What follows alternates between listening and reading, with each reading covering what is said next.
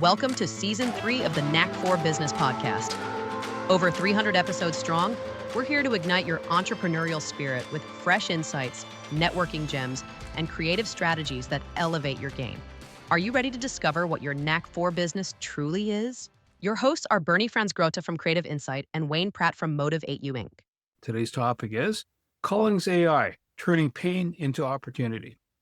From the audience perspective, how can you make your job search less painful and actually land the right opportunities without getting lost in the process? That's what Garrett Rice is going to help us discover today. Our guest today is Garrett, the CEO and co-founder of Callings.ai, a groundbreaking platform built to transform the job hunting experience. Alongside co-founders Philippe Caillou and Horst Goven, all veterans of Silicon Valley with experience at companies like Apple, Adobe, Garrett set out to create the tools they wished had existed during their own job searches. With a passion for building products that simplify and humanize the job hunt, Garrett and his team spent over a year developing Callings.ai to help job seekers connect with opportunities more easily and employers find the right talent faster.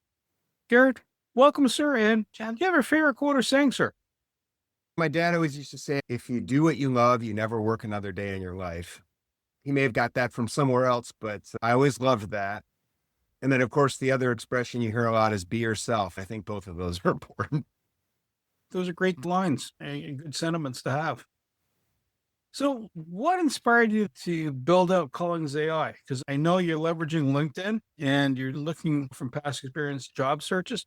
What bundled this all together and you go, Eureka? So one of our co-founders, Horst Goven, is a career coach. And both Philippe Caillou and I met while we were part of Horst's job hunting group. We've been product managers, product architects, product designers our entire career. And we got to know each other, hit it off really well. And we constantly were expressing our dismay at how poor the tools are for actually looking for a job. There's tons of tools for finding job posts, and there's tons of tools to help recruiters and hiring companies, but the actual workflow process of finding a job, there are not many tools for. Most job seekers, they build their own spreadsheets to manage it. They have folders on their desktop of different customized resumes and cover letters for every job they apply to. They use note-taking software to track what they're doing. And then they, on average, statistically, a job seeker will use 16 different tools and services for their job hunt. That's not sustainable. That's not manageable. As we saw all of that and dealt with that pain ourselves, we decided we should work on this. Philippe had started building tools for himself. When he showed them to me, I was like, that's a product. We should productize. At that point, we decided instead of going out and finding a job with somebody else, we founded our own company to try and solve this problem. Normally, one of the tools you hear in job finding is networking. This sounds like it's a replacement, but I'm not sure it is. Can you unpack how networking fits in the loop? Sure. Yeah. Networking is one of the critically important steps in a job hunt process. One of the more successful ways to find a job, if you can connect with the right people. And people's social graph is on LinkedIn. We have tried to make the experience of identifying the right people to network with faster on our platform. We want to be LinkedIn's best friend. We don't think people are going to stop using LinkedIn. They can use our platform to manage their job hunt and get a better access point for LinkedIn. And so we use AI to take a look at the job that they're pursuing and identify the people that are either the hiring manager or right next to the hiring manager in that organization. Those are the people that you really need to talk to. And if you can outreach to somebody in the group that you're applying to, or definitely the hiring manager, your odds go up immeasurably. Plus, you have the chance as a job seeker to talk with people in that role to find out if it's a match for you.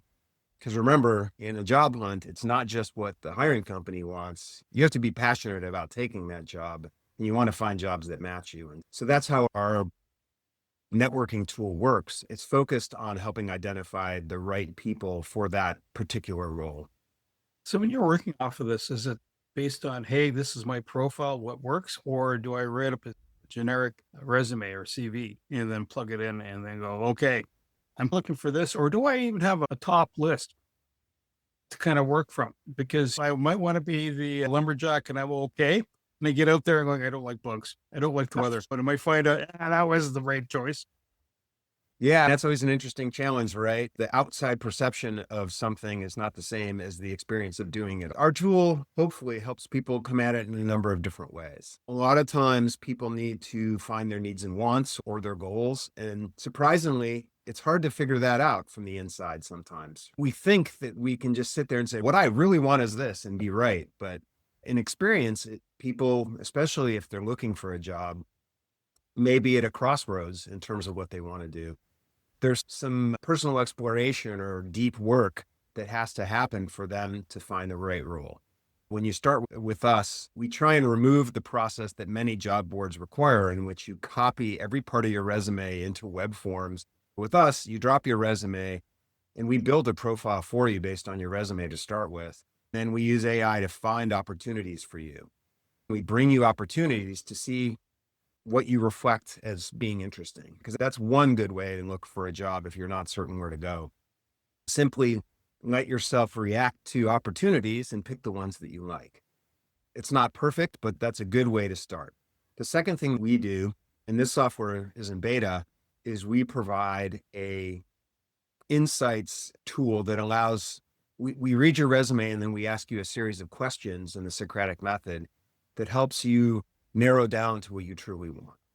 And then we provide an ideal job report, which reflects back, based on the answers, the types of jobs that would match up with the responses you gave. And we provide a personal branding statement to help them understand what a positive pitch would be for them in their candidacy. These are things that we feel will help people to get on the path that they want to go on. We plan to work a lot more on this in the future. We think this is a really valuable thing for job seekers. There's no one path to looking for a job. There's a lot of different workflow steps that you need to do. And that's more true now than it's ever been. One of the things, in addition to helping people get to those deep answers, is we simply manage the workflow for them. We provide for lack of a better phrasing, a CRM for the job hunt with tools of all of the steps, right? Because a job hunt, a modern job hunt, you can't just call the local enterprise anymore and say, hey, you guys are down the block, I'm nearby, I'd love to work for you. That the modern job hunt is entirely global. Every job is being applied to by people all over the world. And so you need to apply a lot. You need to have a workflow process to pursue opportunities in volume. We manage that. At the core is a tracker. So your entire job hunt is in one place and you don't need to build your own custom spreadsheet. And within that, we try and provide tools to make each of the required steps go very fast. Step one is understanding who you are and finding opportunities that match you. We have tools for that. Step two is doing research on those opportunities to see if they're what you really want, because you might find the company advertising the role has a terrible work culture or doesn't pay enough. We provide research tools. We provide a match report too. If you find a job, we can compare it against your resume to tell you your odds of getting that opportunity. Because if you want to be the president of the United States and you have no experience in politics or anything else, then it's going to be a challenge for you to get there. Having a job fit report is something that we provide to give you a sense of what your odds are. This also has a secondary benefit, which is modern ATS systems or applicant tracking systems, part of an HR system, does much of the review of resumes these days. In fact, at least 75% of all resumes that are submitted are only reviewed digitally by keyword-based or AI-based tools and are not seen by a real human being. So if you don't match, and that's what our job fit report provides, then you're going to be rejected automatically by their tools, and you'll never, ever be seen by a human being. That's the review process. And then there's the application process. For any role that you apply to, you must customize a resume and potentially a cover letter that shows you're interested in that specific job and expresses the experiences, skills, and talents that make you the perfect candidate. That means your resume needs to be different for every role you apply to. We offer a powerful AI-based resume tool that rewrites your resume and explains why we've made those changes to your resume. And then we give you the option of keeping or picking the new changes. And then it's a full editor too, so you can go back in and make changes yourself, because you should never submit an AI changed resume without reviewing it. AI is powerful, but it can sometimes say things about you that you may not want or that may not be true. We work hard to make certain that doesn't happen on our system, but at the very minimum, you may want wording to be different than the AI picks. And once you've got that, you've got a custom resume for that particular role. In our system, it's always there. If you decide that you like that and want to use it on something else, you've got it. So that's the application process. And then you need to submit to that job. And then, as Wayne talked about, networking comes in. Generally, you want to network after you apply to a job. You want to network actually to find job opportunities as well, especially reaching out to your network of people and say, hey, I'm available, I'm looking, this is what I'm interested in. But for roles that you find, you need to network after you apply. In many cases, people won't talk to you if you haven't submitted into the system. This was true when I was at Apple, for example. If you weren't in the system, I couldn't take your resume to a hiring manager because you weren't officially in. And the recruiters and HR system didn't like that. So after you've applied, you need to identify targets that can help get your resume to the top of the pile. That's what our networking tool does. It presents 5 to 7 people connected specifically to that job you're pursuing.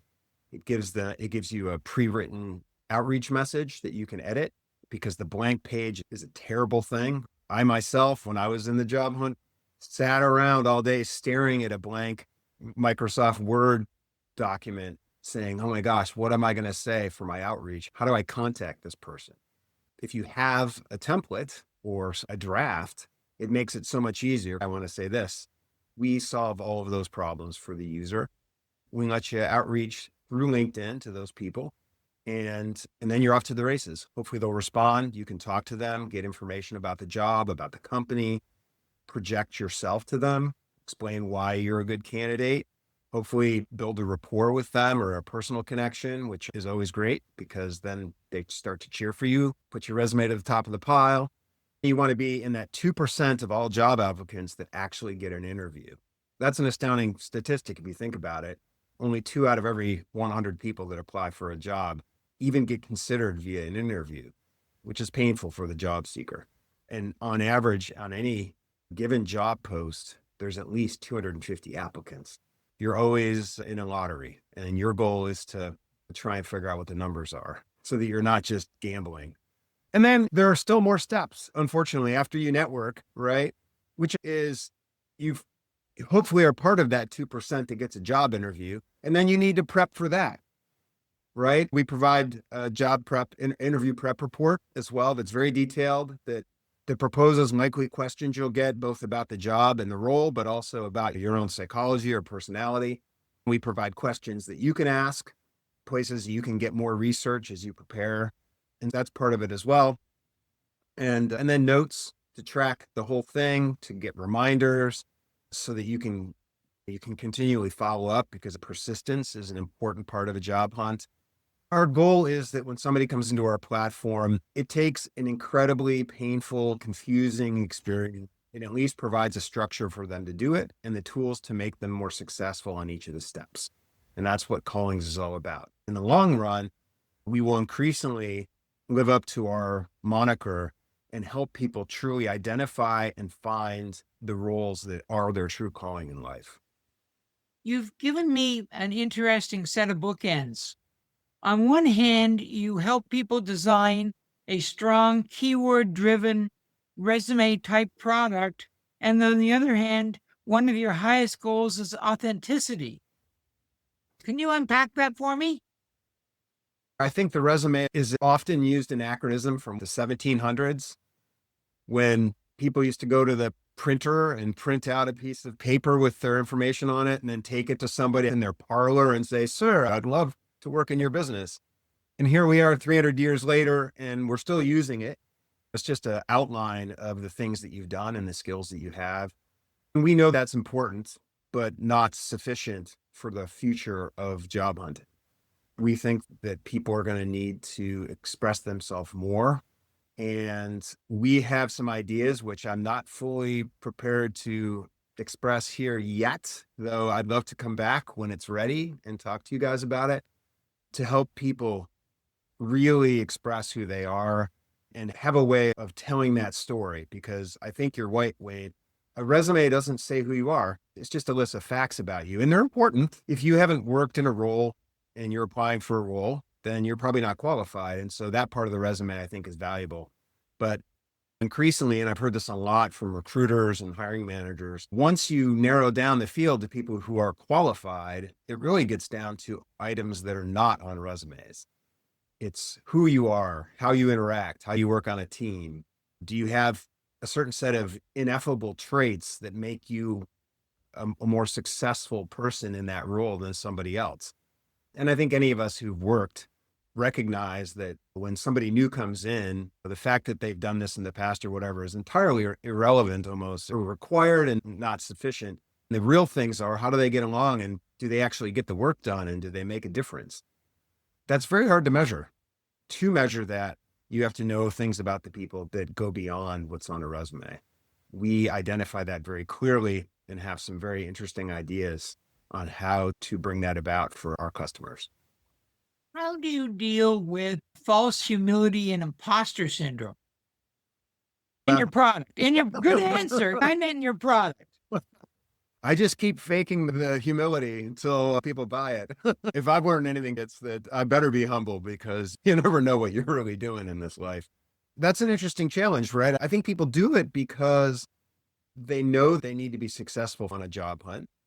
And they are told over and over again, you need to be confident.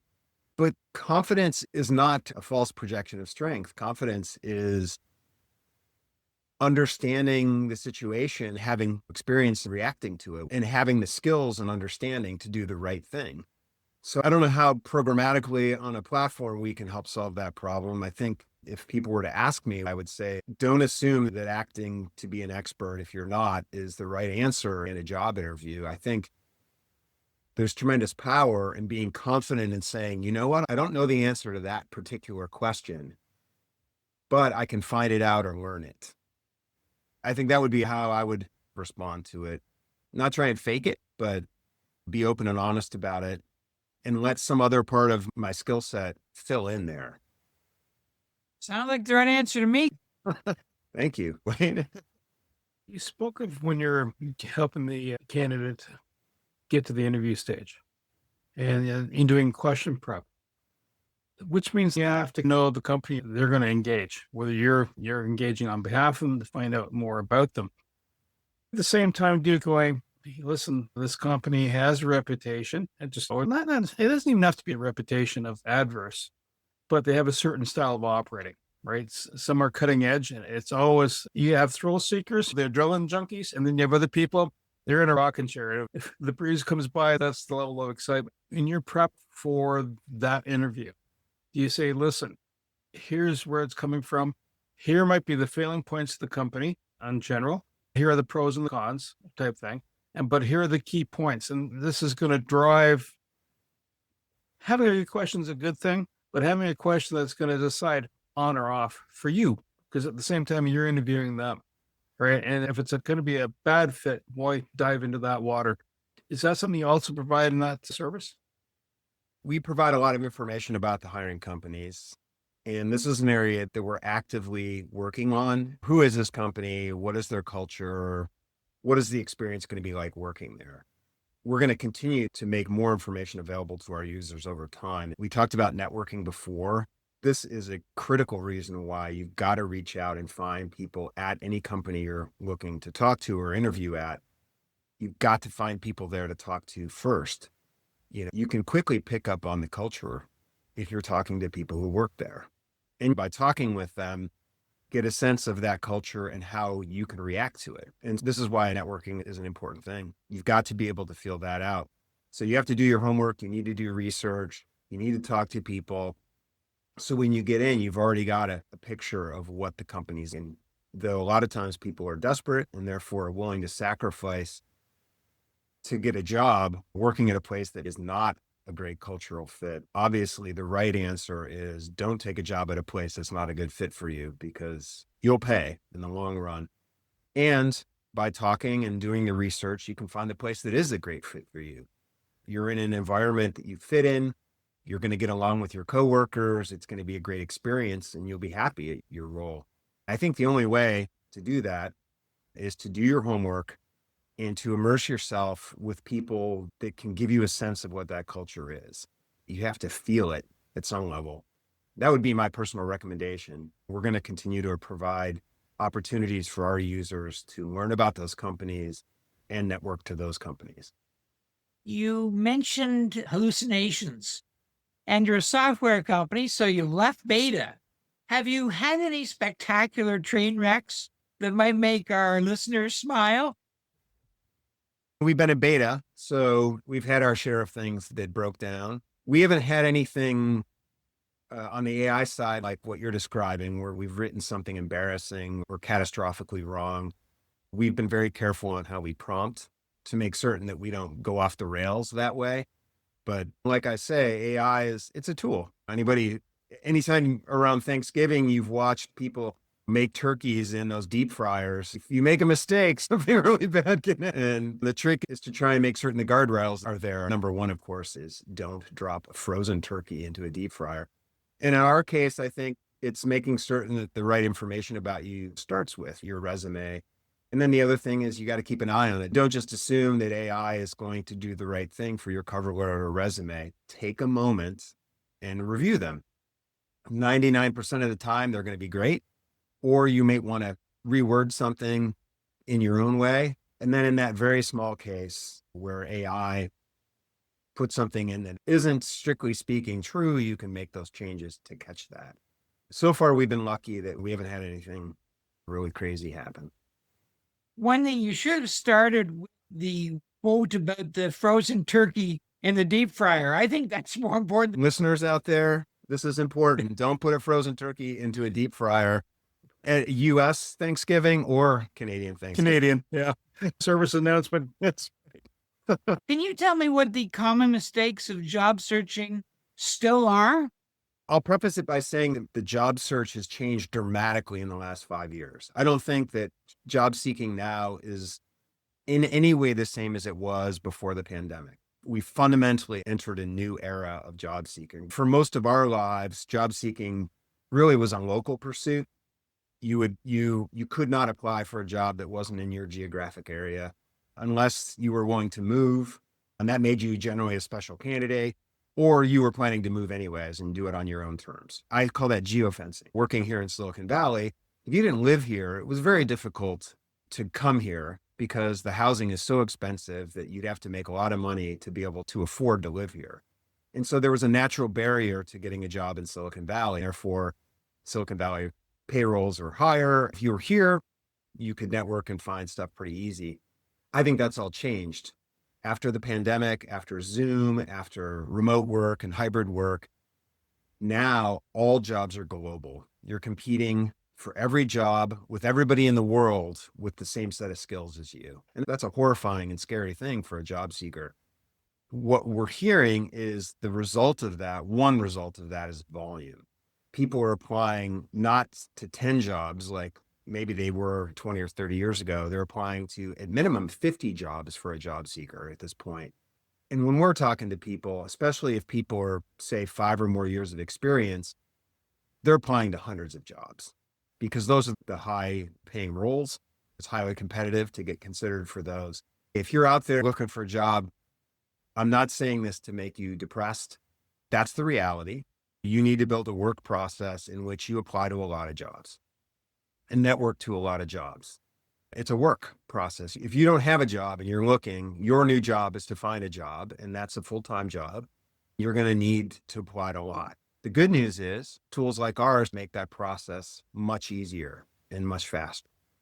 We don't think there's any shortcuts to this process. It's an experience that the job seekers have to go through.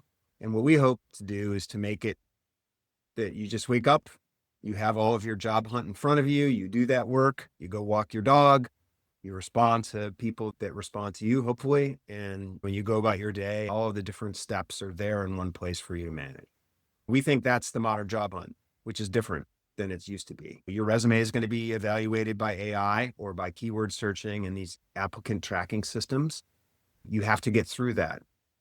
You cannot expect that you can just submit your base resume anymore. If you forgot to put the keyword in that's in the job post that you'll get through, you won't, because the applicant tracking system is not smart enough to consider the real you and give you the benefit of the doubt. It just says that keyword's not in there, so this person is not going to be on the list. It's not fair exactly, but it's the reality of the modern job hunt. And so the good news is, again, we're leveling the playing field. We're providing AI on your side to help you solve these problems and make you a better candidate and to tell your true story and to get through these hurdles and as a result, be successful. And so ultimately, that's what we tell our users when we talk to them, which is the way for the job hunt. In addition to the AI tools that I mentioned, we have coaching as part of our program. Thanks for putting me out of work. And we want to partner with career coaches. We think there's some interesting stuff there. We got to figure out what the right way to do that is. Career coaches are an important part of this because having the tools, you may still need a guide to walk through this experience. In our case, we host monthly webinars with Horst Govin, one of our co-founders and a professional career coach. He walks through the expectations and the experience of a job hunt, how to hold yourself mentally as well as operationally. Covers a lot of territory. And this helps get you into the understanding space about what a job hunt is. And we're talking with other influencers, career coaches, and experts in the space as well to continually make the platform better and to understand how to bring the right experience to the job seeker and to understand what you're going to do. If you're going to climb Mount Everest, you hire Sherpas because they know the space. And I think that's true for the job hunt as well. One of the biggest fears used to be keeping your resume off your current boss's desk. Is that still an issue? Does it not even matter anymore? Everyone knows you're always polishing. What do you do? Yeah, so that's a great question. The statistics I've read suggest there's about 12 to 13 million active job seekers in the United States every month. And there's 96% of all the other people who have jobs in the workforce or at least passively looking for their next role. How do you manage that? Obviously, send your resume to your boss by accident. Don't talk about your job search at work. I personally would only convey that I was looking to people that I trusted beyond a shadow of a doubt. We all know corporate politics. If somebody were to find that out, they might whisper that in your boss's ear so that they can get the promotion. We do not currently have a public profile, so you can't see who's on our platform. You'd be secure on our platform with your search because there's no way to find anybody on our platform. If that changed where we start to convey who's on our platform, we would definitely have a big button that said, "Don't show me." It's an interesting challenge. You have to simultaneously put yourself out there and not put yourself out there. If you're on LinkedIn, do not put open to work if you have a job and don't want to get fired. I would recommend that. Of course, I would recommend you don't put open to work anyways. One of the things that we've discovered in talking with career coaches, job seekers, et cetera, is and I learned this in college the hard way when I was trying to date. If you have a girlfriend, you can get a girlfriend, but if you don't, they wonder if you're worth dating. And that's true for jobs as well. If you're unemployed, unfortunately, there is a shadow on you. You're less likely. I never understood this because somebody who doesn't have a role is ready to start right away and go after it for that new company. Yet they often seem to pursue people that they want to hire away from somebody else. I guess is proof that there's value there. It's not fair, but that's a reality. As a job seeker, I'd recommend that if you're in between roles, I would recommend articulating it in some way that you're doing something. I would not suggest that you're unemployed. Maybe help out a startup, be a consultant, something so that that they don't perceive that you're out of work. Leave no gaps in the resume. That's where your 5-year gaps usually indicate other things have happened if you weren't having kids. Just said, if you're in a position, you're not fired let me rephrase that even. Not so much fired, but you're not employed because the company could have had to slow down. Something's happened. There's been a shift, whatever. But if you're still actively employed, engaged, you have a career path. And I've seen that in working in the hospital. You'll see nurses, they work different areas of the facility to gain different levels of expertise. And later on, because nobody ever wants to work 24/7 shifts or around the clock or a night shift and evening shifts, typically. They look for other positions where they can advance into the next space. Or if you're in college or university, where you get your bachelor's, you now go get your master's elsewhere. It's a cross pollination piece. Does your platform allow for that person saying, listen, I'm doing good. I want to enhance myself. I want to increase my cash flow, but at the same time, I also want to challenge myself. So it's not just I'm money grubbing, but I want to grow. Does your platform help that? We don't have a specific feature for that right now, Bernie, but it's a really fascinating idea. One thing that I will say that's been fascinating for us is Callings.ai has a number of people working for the company who we met while they were looking for roles. And these are people that are doing expert work for us. We're a pre-seed, pre-funded startup. We don't have a lot of cash in the bank, but these people are making a difference for us. That's potentially an example your listeners could follow if they're looking for a role. You're not unemployed. You're helping out the local startup. If you look on the resume and it says XYZ at startup company, there's no measurement of salary or anything else. It's simply what you're doing. And in many ways, it's exciting, right? For the people helping us, hopefully they feel that working at an AI startup is an exciting thing for them personally, but also great for their career as well. Because I think we all know that AI is going to be big. At least that's what I've heard. Getting exposure to it, being involved with it, those are going to be important things on a resume. I think we don't have a service yet, though it's a fascinating idea to help people pair up with startups or organizations. But I do think that's important. And I would recommend it to anybody looking for a job. If they're unemployed, sign up for something. Use your time for something. Among other things, it will remind you of all the skills you have. Because when you're in a job hunt, especially if you've been laid off or left your job, it hits your confidence and you oftentimes forget all the great experiences and skills that you have. So it's helpful to work in the situation we're describing because then you remember and then you'll go in much more confident to the interview. Call my company, we'll make it happen. But is there something a company can do to make sure they're finding people that fit?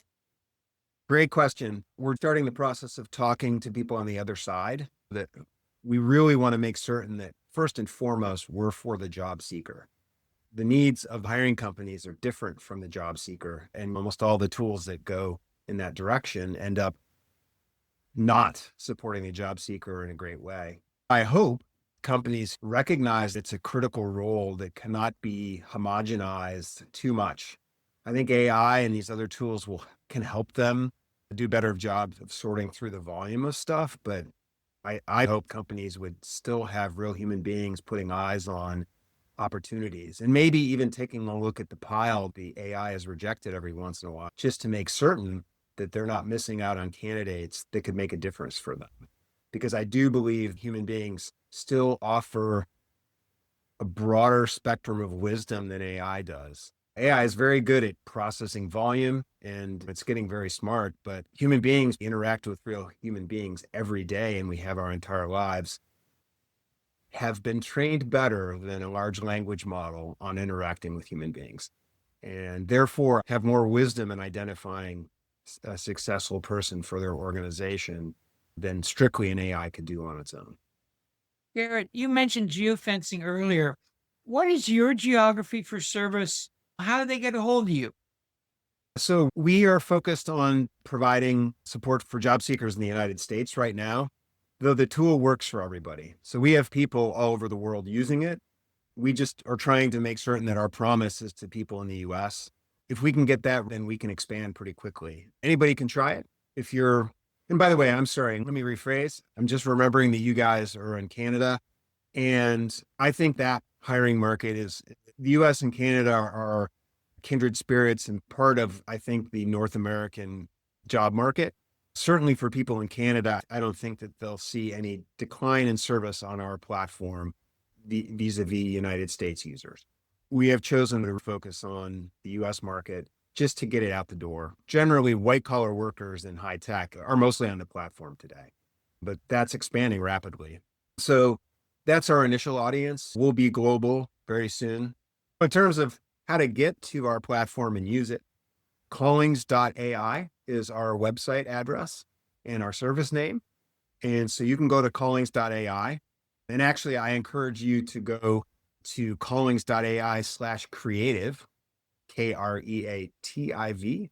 We will work on some special things for this audience in terms of maybe giving a free month to the users.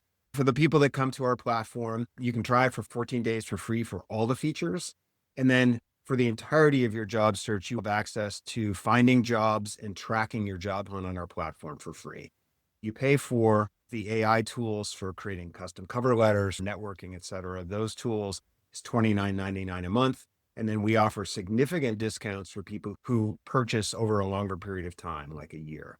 For the average job seeker, I've heard statistically that a job hunt is about 5 to 6 months. I think that includes blue collar workers and specialist workers, because when we're looking at people who are white collar workers, especially if you have more than 5 years of experience, that job hunt on average will probably last anywhere between 6 months and a year. That's just the reality of the market. It will help to understand that, so that after 2 weeks you don't become deeply depressed that you don't already have a new job. It's just the reality of the modern job hunt. And so we offer significant, I think 40% discounts if you sign up for a year on our platform. And as we add new features, you'll get those as part of the subscription.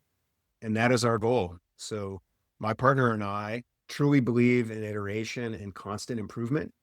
There will never be a time where we feel like the platform is done. We're going to continually work on it and make it better.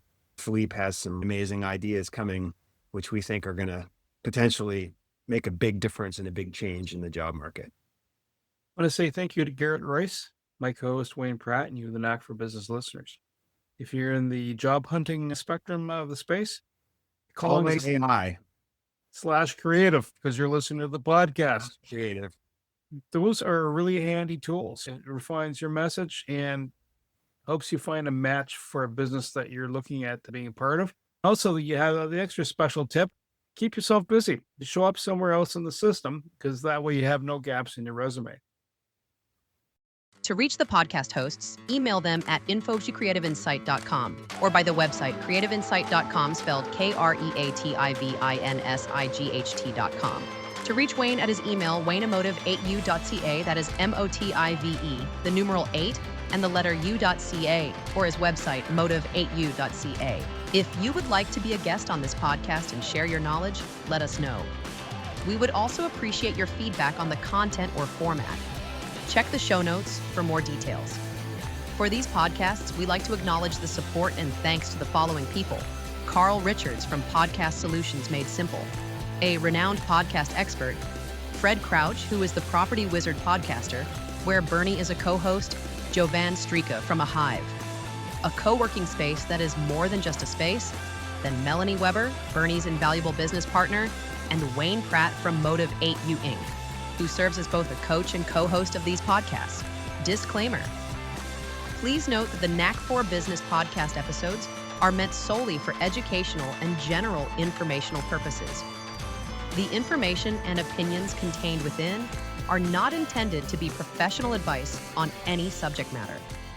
The thoughts, views, and opinions expressed by the participants are their own personal beliefs and do not represent the views of the podcast hosts or any affiliated organizations. It is important to note that this podcast is not a replacement for consulting with certified experts in your area who possess knowledge of your unique situation. The hosts of the podcast, along with any participants or affiliated groups, do not take responsibility for any actions taken or not taken based on the information presented in this episode. It is highly recommended that individuals seek guidance from their own personal advisors in fields such as accounting, law, or other pertinent areas prior to undertaking any actions or making decisions that may impact their financial, legal, or other aspects of life.